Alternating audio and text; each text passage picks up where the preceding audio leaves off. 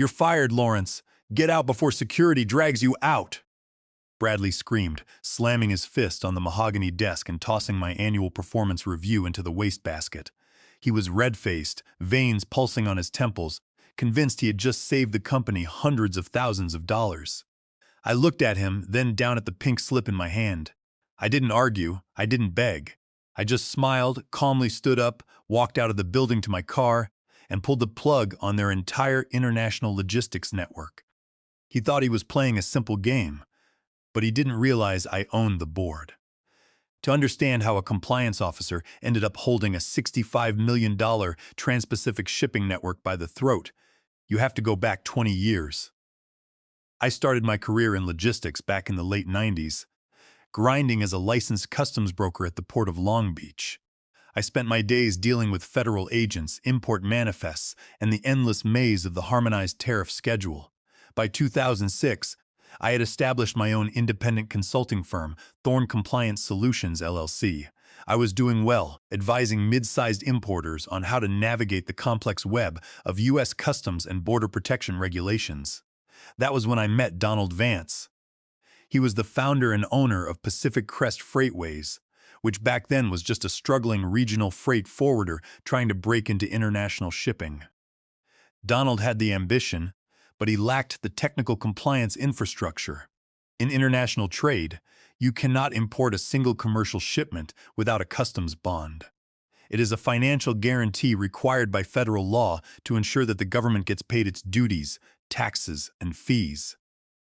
Because Pacific Crest was new to international shipping and had a shaky credit history, surety companies refused to issue them a continuous customs bond.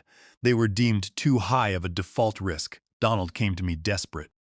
He had a client lined up for a massive shipment of industrial components, but without a bond, the cargo would be turned away at the port. I proposed a temporary solution.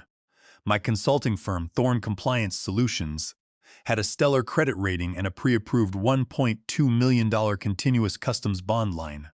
I agreed to let Pacific Crest operate under my firm's bond and power of attorney, acting as the importer of record on their behalf, while they got their financial house in order. We drew up a contract. Pacific Crest would pay a monthly premium to my LLC, and I would oversee all customs entries. What started as a temporary fix became a permanent arrangement. Pacific Crest grew rapidly. Donald realized that having an expert manage compliance under a specialized external structure kept federal auditors off his back.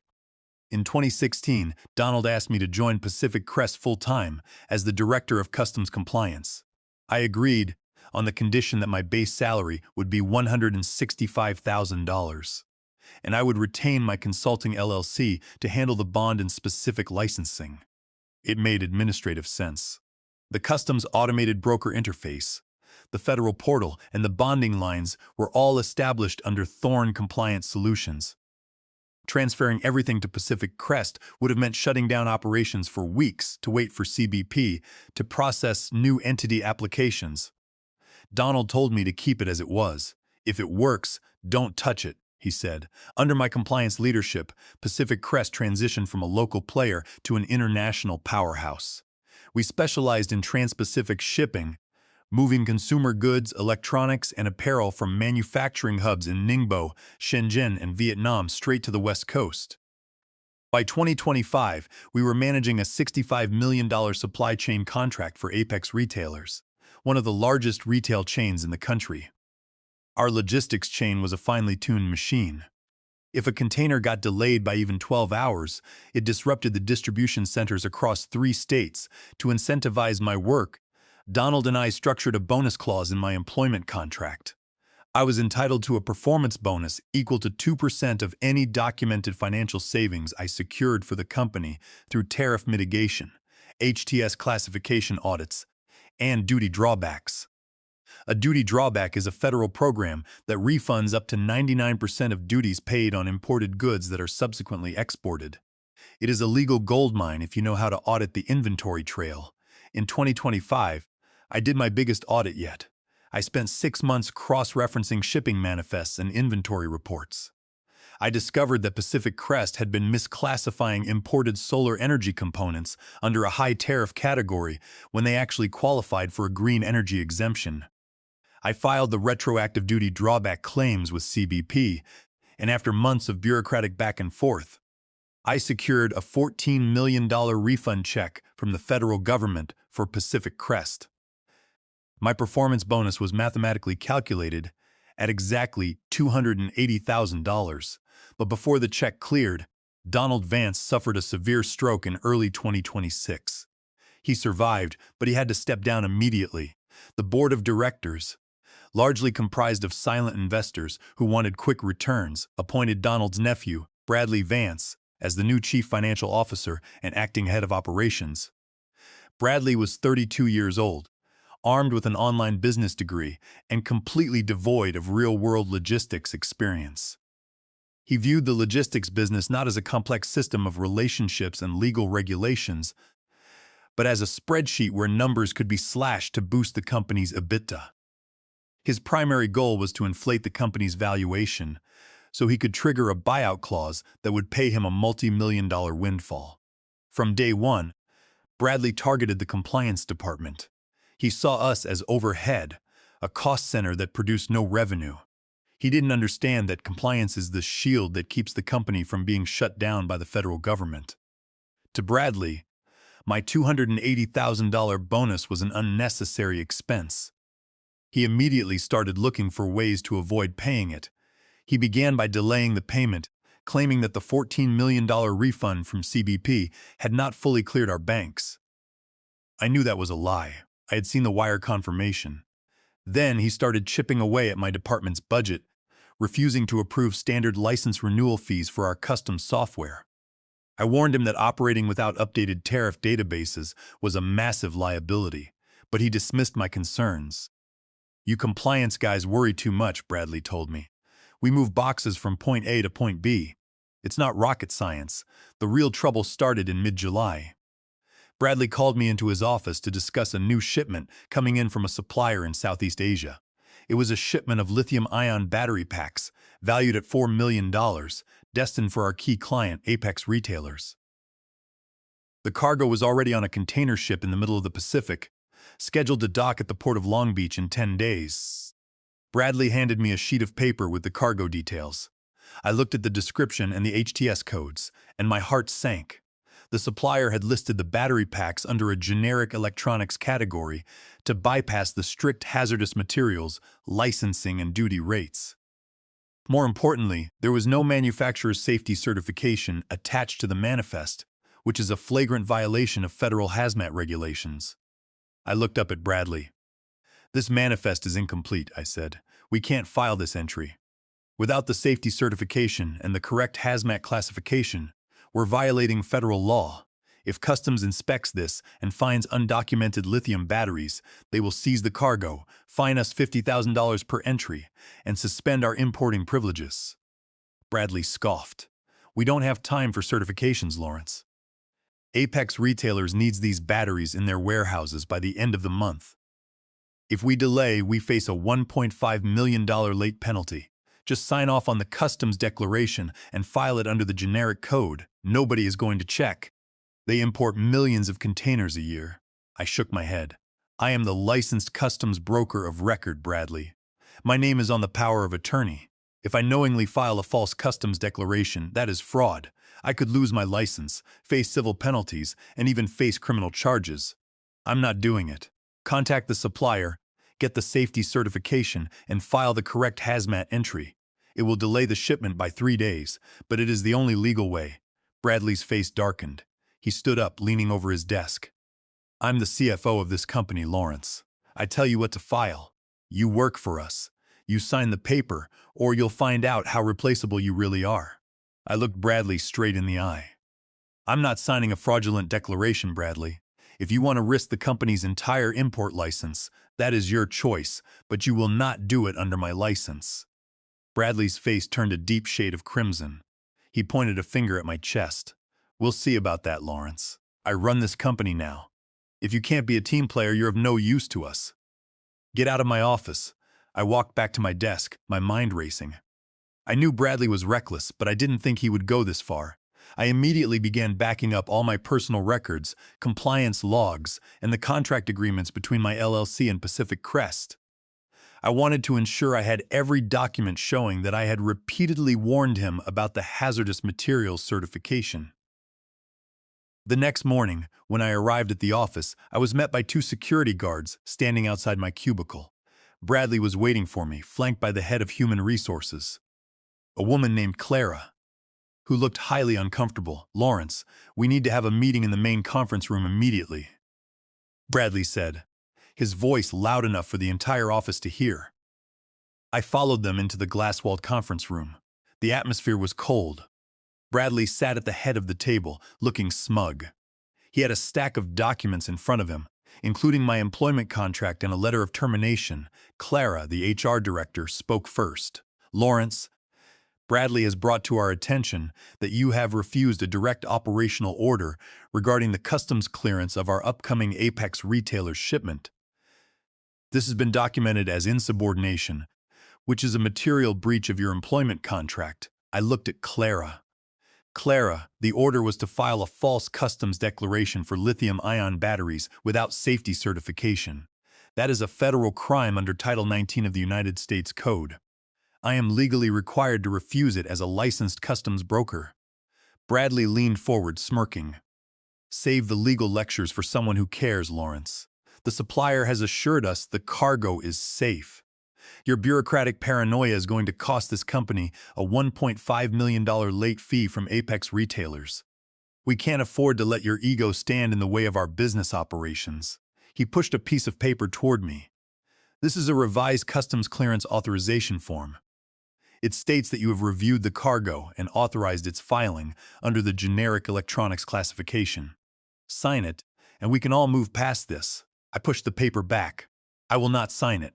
It's illegal." Bradley's smirk widened. "I thought you'd say that. In that case, we are terminating your employment immediately for cause, effective today. Since you are being fired for cause, your contract stipulates that you forfeit all pending bonuses, including the duty drawback performance bonus." There it was. The real reason for this dramatic setup. Bradley didn't just want to clear the shipment. He wanted to claw back the $280,000 performance bonus I had earned. By firing me for cause, he could wipe that liability off the books, boosting his quarterly financial report and securing his own buyout package. "You're making a massive mistake, Bradley," I said, keeping my voice calm and level. "The only mistake we made was keeping a bloated compliance department for this long." Bradley sneered. "We've already hired a third-party logistics consultancy based in Asia to handle our customs filings. They do it for $500 a month. We don't need a high-priced director sitting in a corner office telling us what we can and can't ship. Hand over your keys, your badge, and get out of the building. Security will escort you to your desk to pack your personal belongings." I looked at Clara, who avoided my gaze. I looked back at Bradley. He was practically vibrating with arrogance, convinced he had just pulled off the ultimate corporate power move. He had no idea what he had actually done. "Understood," I said. I didn't yell. I didn't threaten. I didn't mention the customs bond, the power of attorney, or the fact that my LLC was the legal anchor for their entire international import operation. If I had warned him, he might have tried to stop me, or he might have sought legal injunctions to keep the bond active. By staying quiet, I let him walk directly into the trap he had dug for me. The security guards watched me pack my desk. I put my personal photos, my customs broker license plaque, and my reference books into a cardboard box. I handed over my building key card and my company-issued laptop. Bradley stood by the elevator, watching with his arms crossed, a smug grin plastered on his face. "Have a nice life, Lawrence," Bradley called out as the elevator doors began to close. "Try not to let your compliance rules get in the way of your next job." I didn't reply. I just watched the floor numbers count down. As soon as I reached the parking garage, I put the box in the trunk of my sedan, got behind the wheel, and pulled out my phone. I called my contact at the surety company that issued the continuous customs bond. My consulting firm, Thorn Compliance Solutions LLC, was the principal on the bond, and Pacific Crest Freightways was merely an authorized user under our customs power of attorney. "Hi, Sarah, it's Lawrence Thorn," I said, my voice steady. "I need to execute an immediate revocation of the customs power of attorney for Pacific Crest Freightways." I also need to notify U.S. Customs and Border Protection that we are terminating their authorization to use our continuous customs bond, effective immediately. Saras sounded surprised. Lawrence, are you sure? That will halt all their import operations. I'm positive, I said. They have terminated my consulting services, and I can no longer guarantee their compliance. I cannot leave my firm's bond exposed to their undocumented shipments. I'll process it right now, Lawrence, she said. I'll upload the revocation notice to the CBP Automated Commercial Environment portal. It should reflect in their system within the hour. Thank you, Sarah, I said. Next, I logged into my personal laptop using my cellular hotspot. I opened the Federal Customs database, where my broker credentials were registered. I filed the formal revocation of the Customs power of attorney. Under federal law, specifically Title 19 of the Code of Federal Regulations, Section 141.46, a customs broker cannot act on behalf of a client without an active power of attorney. By revoking the POA, I was legally removing my license from their importing profile. Once the digital forms were submitted, I shut my laptop, started my car, and drove home. It was a beautiful Friday afternoon, and I had a long, quiet weekend ahead of me. Over the weekend, I did not think about Pacific Crest Freightways. I spent Saturday morning working on my garden and Sunday afternoon fly fishing. I knew the storm was coming, but I was completely insulated from it. My consulting firm was legally protected, my paperwork was immaculate, and the law was entirely on my side. On Monday morning, I woke up at my usual time, poured a fresh cup of black coffee, and opened my personal laptop. I logged into the public port tracking databases and the maritime vessel schedules for the Port of Long Beach. I wanted to watch the dominoes fall. 3 massive container vessels, the Costco Oceania, the Hapag-Lloyd Hamburg, and the Evergreen Marine, had docked at the Port of Long Beach over the weekend. Between them, they carried 400 cargo containers belonging to Pacific Crest Freightways. These containers were packed with apparel, high-end electronics, auto parts, and most importantly, the $4 million shipment of lithium-ion battery packs for Apex retailers. Under normal circumstances, my team would have prepared the customs entry summaries days in advance. The Automated Commercial Environment, or ACE, which is the electronic portal used by U.S. Customs and Border Protection, would have automatically processed the filings, verified the bond, and cleared the cargo for pickup by our drayage truck drivers within minutes of the ship unloading, but this Monday was different. At 8 a.m., the third-party logistics agency Bradley had hired in India began their shift. They had been given Pacific Crest importer identification numbers and corporate tax ID. From their offices in Mumbai, they logged into the remote customs filing portal and attempted to submit the entry summary forms for the incoming containers. When they hit submit, the ACE system did exactly what it was programmed to do. It searched the federal database for an active customs bond associated with Pacific Crest Freightways. It found nothing. The bond that had secured their imports for 20 years had been terminated on Friday afternoon. The ACE system immediately rejected the filings. The screen flashed a critical system error code, CBP Error 0402, no active surety, bond on file. Because there was no active bond, the system automatically flagged all 400 containers for an immediate customs hold. The containers could not be loaded onto chassis. They could not be moved out of the terminal. They were legally locked in place on the docks under federal custody. By 8:30 a.m., the first Pacific Crest drayage truck arrived at the terminal gate to pick up a container of consumer electronics. The driver presented his container number and paperwork to the gate agent. The gate agent scanned the barcode and the computer screen flashed red. "Customs hold," the gate agent said, shaking his head. "No bond. I can't release the box." The driver had to pull his truck out of the line, park in the holding yard, and call dispatch. Within 30 minutes, dozens of truck drivers were stuck in the same situation. The dispatch office at Pacific Crest went into complete panic mode.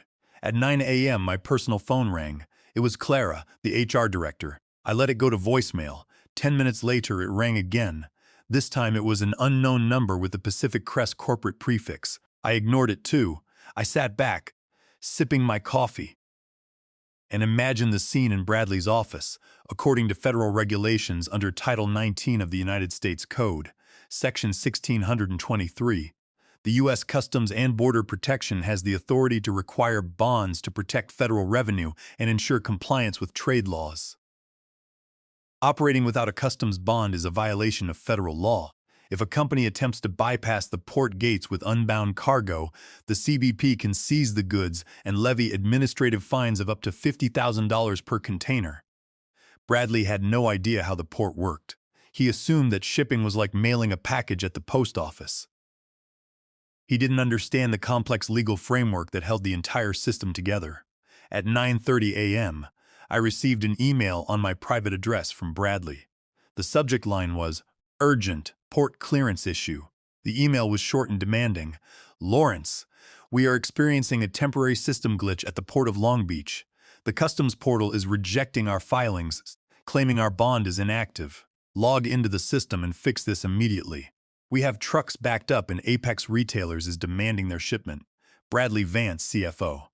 I replied with a short, professional email. "Bradley, as of Friday afternoon, my employment with Pacific Crest Freightways was terminated for cause. Furthermore, my consulting firm, Thorn Compliance Solutions LLC, has revoked its customs power of attorney and terminated the continuous customs bond authorization.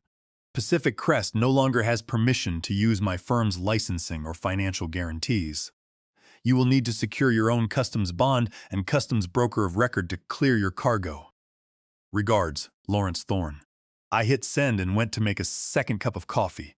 I knew what would happen next. Securing a continuous customs bond is not a quick process, especially for a company that has just had its previous bond revoked and has a questionable credit profile.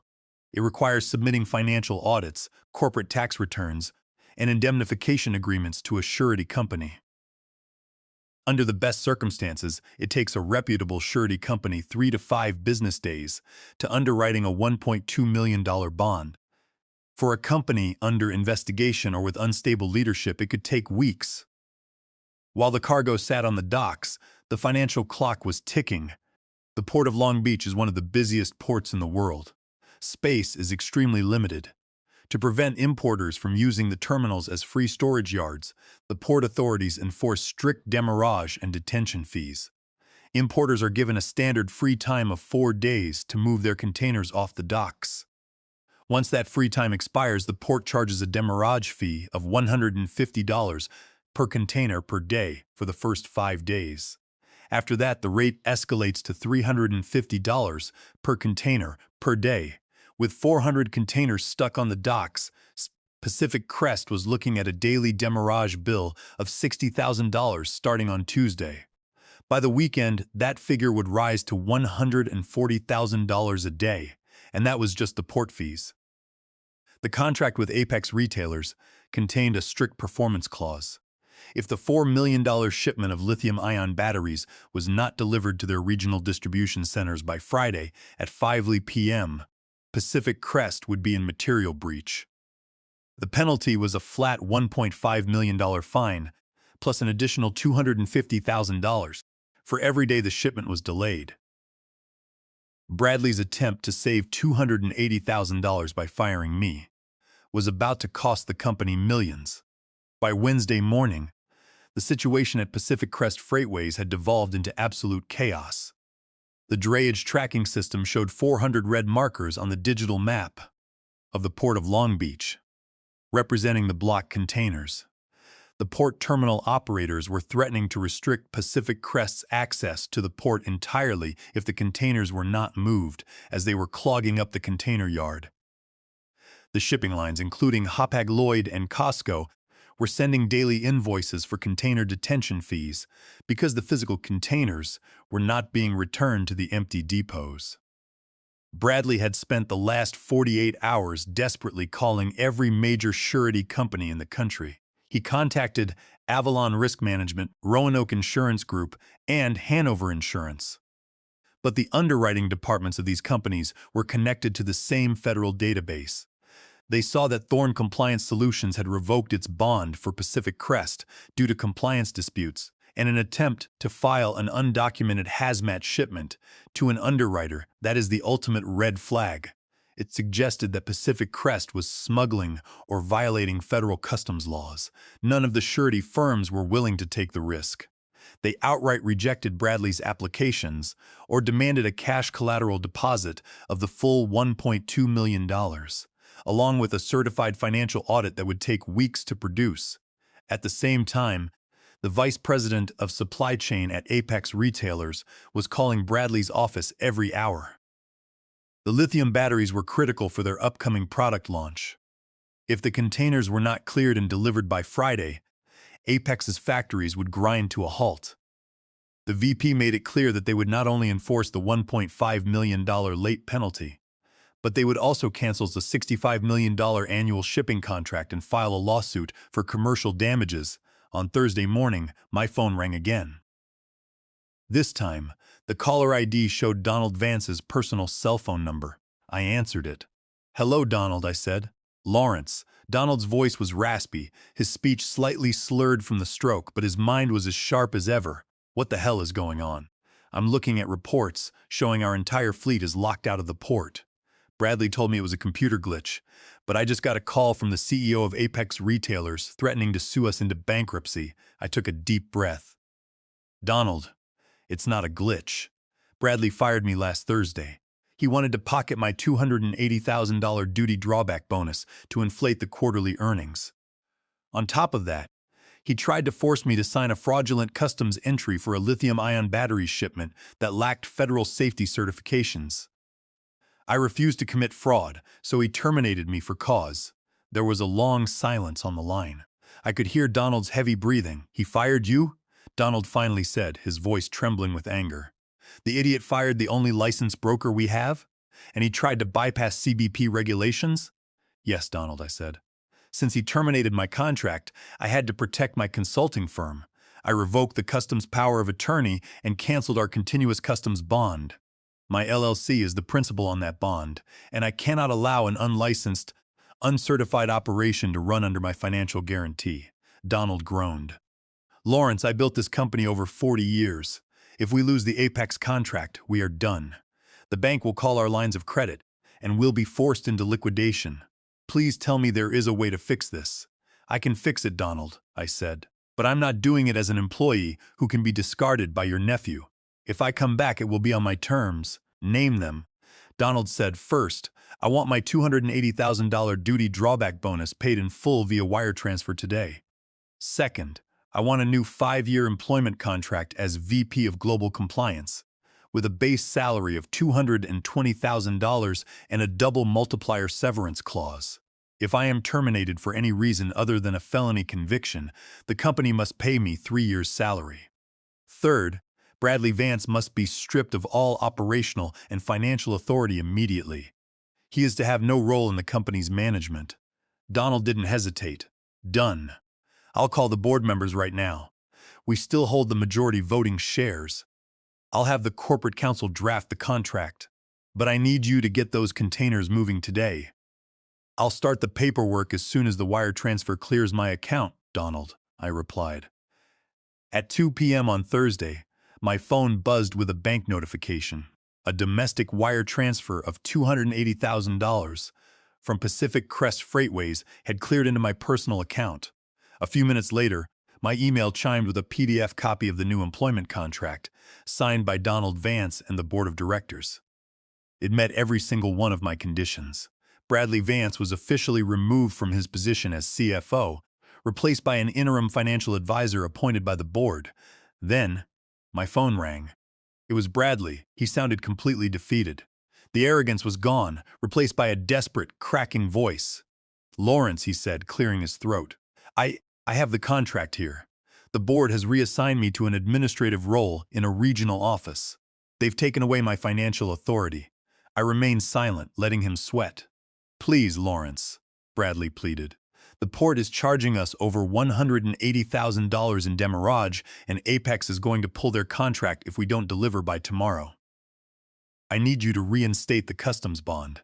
I checked my watch. It was 2:30 p.m. "You have my new contract, Bradley," I said. "I will sign it once you send me a formal written apology from your office, admitting that you attempted to force me to file a fraudulent customs entry." I want it signed and on company letterhead. Lawrence, that could destroy my career if it gets out, Bradley stammered. You should have thought about your career before you tried to steal my bonus and commit federal fraud, I said. You have until 3 p.m. If the letter is not in my inbox by then, I'm deleting my email account and taking a vacation. The containers will stay on the docks. At 2:52 p.m., the signed apology letter arrived in my inbox. With the apology letter secured and the wire transfer cleared, I signed the new 5-year contract as Vice President of Global Compliance. I scanned the document and sent it back to the corporate counsel, copying Donald Vance. It was 3:15 p.m. on Thursday. I had exactly 25 hours and 45 minutes to save the Apex retailer's contract. I opened my laptop and went to work. First, I called Sarah at the surety company. Sarah, I've just signed a new agreement with Pacific Crest. I need to reinstate their customs power of attorney and authorize them to use our continuous customs bond. Can you process the reactivation in ACE immediately? Sarah laughed. I had a feeling you'd be calling back, Lawrence. I'll submit the reactivation forms right now. Give it 20 minutes to sync through the CBP mainframe. Next, I tackled the $4 million lithium-ion battery shipment that had started this entire disaster. Bradley had claimed that getting the manufacturer's safety certification would take too long. That was because Bradley had tried to communicate with the supplier via standard email, ignoring the 12-hour time difference and the cultural business practices of the Vietnamese manufacturing firm. Instead of emailing, I picked up the phone and called the logistics director of the manufacturing facility in Binh Duong directly. I had worked with him for 5 years, and we had a mutual respect. I explained the situation, and within 15 minutes, he personally emailed me the certified safety documentation and testing manifests, which had already been completed weeks ago, but was sitting in their local export folder. I reviewed the documents. Everything was compliant. I corrected the HTS classification code on the entry manifest to reflect the exact lithium-ion battery specifications and attached the safety certificates. I uploaded the complete package to the ACE portal under my broker license. By 4 p.m., the Federal Customs portal updated. The red hold flag on the Apex retailer's containers turned to a bright green released. I immediately contacted our dispatch manager at Pacific Crest. Gary, the customs holds have been lifted for the Apex containers at Terminal T, I said. Get our drayage drivers on the docks. We need those containers pulled tonight. Gary sounded like he was about to cry with relief. Thank God, Lawrence. I'll have 20 trucks lined up at the gates within the hour. We'll run them through the night. Our drivers worked in shifts through Thursday night and Friday morning, pulling the containers out of the Port of Long Beach and moving them to our regional distribution yard. From there, they were loaded onto line haul trailers and dispatched to Apex retailers' regional distribution hubs. At 4:30 p.m. on Friday, exactly 30 minutes before the contractual deadline, the final container of lithium-ion batteries was checked into the Apex Distribution Center in Phoenix, Arizona. The delivery confirmation was uploaded to our portal. The contract was saved. The other 390 containers were cleared and moved over the weekend. Pacific Crest ended up paying $180,000 in demurrage fees to the Port of Long Beach, along with $50,000 in detention fees to the ocean carriers. It was a costly lesson for the company, but it was a fraction of the bankruptcy-inducing lawsuit they would have faced if the Apex contract had been lost. On Monday morning, I walked back into the Pacific Crest corporate headquarters. I wasn't carrying a cardboard box this time. I walked straight to the executive floor, where my new office was waiting. It was the large corner office that Bradley had previously occupied. Bradley Vance was gone. Over the weekend, the board of directors had held an emergency meeting. Using the signed apology letter I had secured, the board stripped Bradley of his title and demoted him to a junior logistics administrator at a remote transit depot in western Nebraska. His new job consisted of tracking railcar shipments of scrap metal in a town of 3,000 people, with a salary that barely covered his student loans. He resigned in shame 3 weeks later. Clara from HR was waiting in my new office with a fresh cup of coffee and a folder containing the onboarding documents for my expanded department. I want to apologize for last week, Lawrence, she said quietly. I was just following orders. I took the coffee and smiled. I know, Clara. Let's just make sure we do things by the book from now on. Over the next few months, I restructured the entire compliance department.